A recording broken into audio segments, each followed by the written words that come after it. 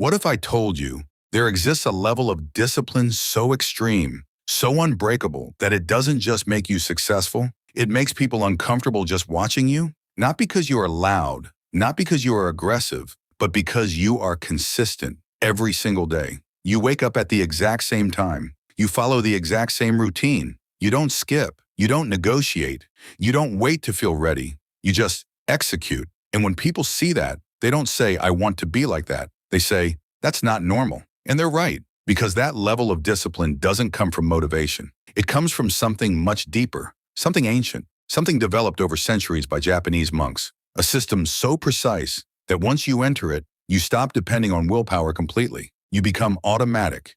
You become unstoppable. But here's the truth most people are not ready to hear. To reach that level, you don't just build new habits. You have to destroy your old self. The version of you that negotiates, the version that delays, the version that says tomorrow, that version cannot exist anymore. This is not self-improvement. This is transformation. Let me show you how this works. Because once you understand this, you will never struggle with consistency again. There was a man, highly intelligent, capable of success, ambitious, but completely inconsistent. Every habit he started failed. Gym, stopped. Reading, stopped. Meditation, stopped. Every single time. The pattern was predictable. Day 1, motivation. Day 3, negotiation. Day 5, excuses. Week 2, complete stop. And then came the guilt, followed by the promise. I'll start again next week. But he never changed because he was fighting the wrong battle. He thought the problem was laziness. He thought the problem was lack of discipline.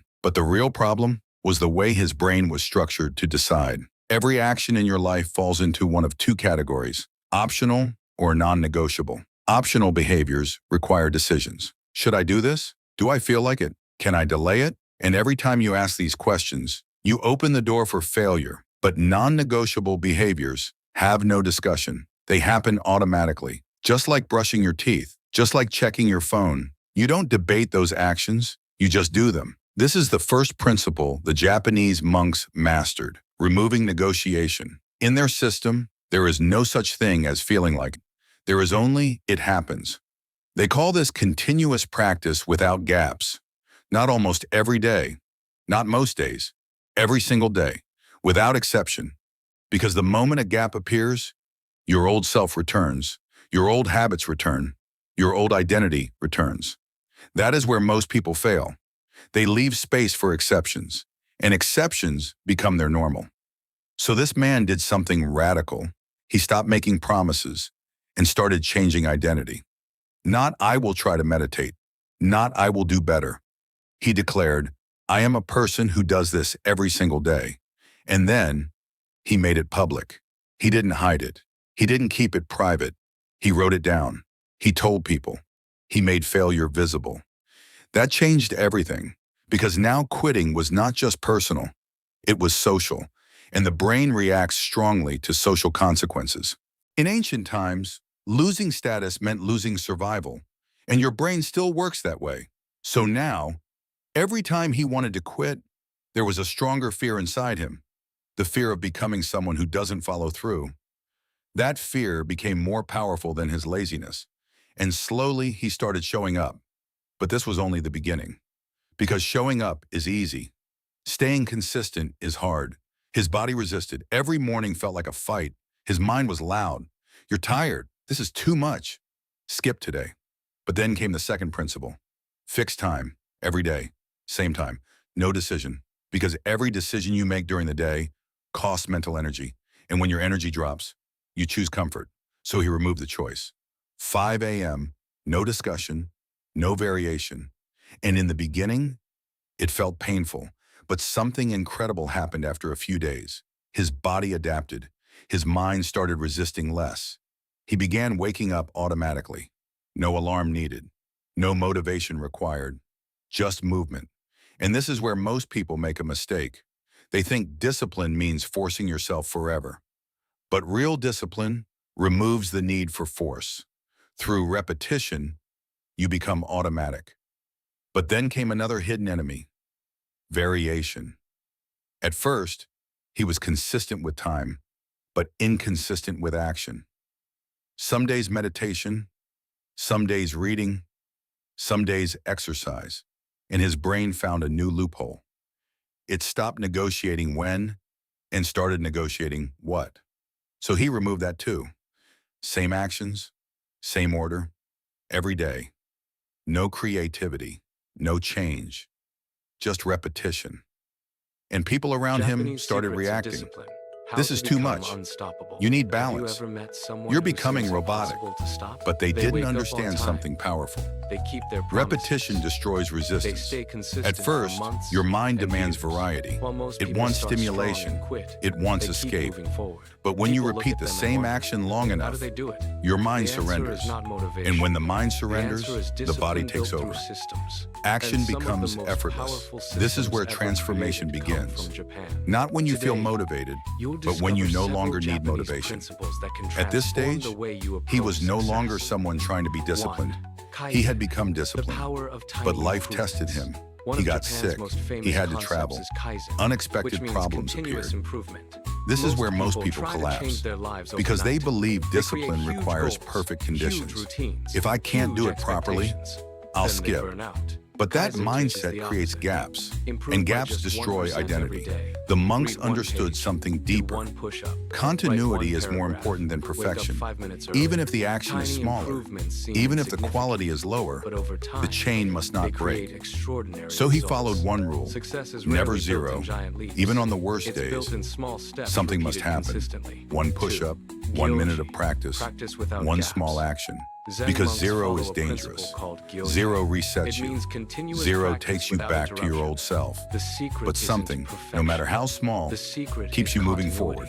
And this is where the transformation becomes terrifying. Because at this point, your habits start running on autopilot. You act before you think, you move before you decide. And people around you start noticing. You're different. You're intense. This doesn't feel normal. Exactly. Because normal people stop. Normal people negotiate. Normal people depend on mood.